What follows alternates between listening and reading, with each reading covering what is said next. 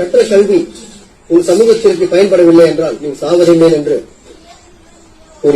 நிறைய பேர் இந்த வீடியோ எனக்கு இன்னைக்கு அனுப்பி வச்சிருந்தீங்க. அதாவது இந்த பிக் பாஸ்ல இருக்காப்ல கானா வினோத் அவர் ஒரு கோட் ஒன்று சொல்லியிருப்பாப்ல அந்த ஸ்கூல் டாஸ்க். அந்த ஒரு கோட்டை அவர் சொல்லி முடிச்சுட்டு பாபா சாஹேப் சொல்லியிருக்காரு அப்படின்னு சொல்லும் போது அதை மட்டும் மியூட் பண்ணியிருப்பாங்க பிக் பாஸ். இதை நிறைய பேர் எனக்கு அனுப்பும் போது பாத்தீங்களானே பிக் பாஸ் டீமுக்கு எவ்வளவு வன்மம் நம்ம அம்பேத்கர் மேல அப்படி இப்படின்னு சொல்லி நிறைய பேர் அனுப்பியிருந்தீங்க. ஆக்சுவலா அவங்க மியூட் பண்ணதுக்கு காரணம் வேற அப்படின்னு எனக்கு தோணும். ஏன்னா கானா வினோத் சொன்ன கோட் எங்கேயுமே பாபா சாஹேப் சொன்ன மாதிரி இல்லை. ஏன்னா அந்த கோட்டை நீங்க தெளிவா கவனிச்சீங்கன்னா புரியும். கற்ற கல்வி உன் சமூகத்திற்கு பயன்படவில்லை என்றால் நீ சாவதே மேல் அப்படின்னு சொல்லிடுவாப்ல. எங்கேயுமே பாபா சாஹேப் இந்த மாதிரி நீ சாவதே மேல்ன்ற மாதிரியான டயலாக்லாம் சொன்னதே இல்லை. அது ஒரு அக்ரெசிவ் ஸ்டேட்மெண்ட். நீ சாகலாம் இதை பண்றதுக்கு அப்படின்ற மாதிரிலாம் அவர் எங்கேயுமே சொன்னது. சொன்னதுக்கான எந்த ஒரு எழுத்து வடிவிலான ஆதாரமும் கிடையாது, எந்த ஒரு வீடியோ ஆதாரமும் கிடையாது. பாபா சாஹேப் அம்பேத்கர் இப்படி கூட சொல்லியிருக்க வாய்ப்பு இருக்கு. நீ கற்ற கல்வி உன் சமூகத்திற்கு பயன்படவில்லை என்றால் நீ கற்ற கல்வியே பயனற்றது அப்படின்னு கூட சொல்லியிருக்க. ஆனா மேட்ரு என்னன்னா இப்படி ஒரு கோட்டு கூட எங்கேயுமே பதிவாகல. அப்படிங்கும் போது ஏன் பிக் பாஸ் டீம் பாபா சாஹேப்ன்ற பேரை மியூட் பண்ணிருக்காங்க அப்படின்னு எனக்கு தோணுது. இந்த டாஸ்க் ஆரம்பிக்கும் போதே சொல்லியிருப்பாங்க,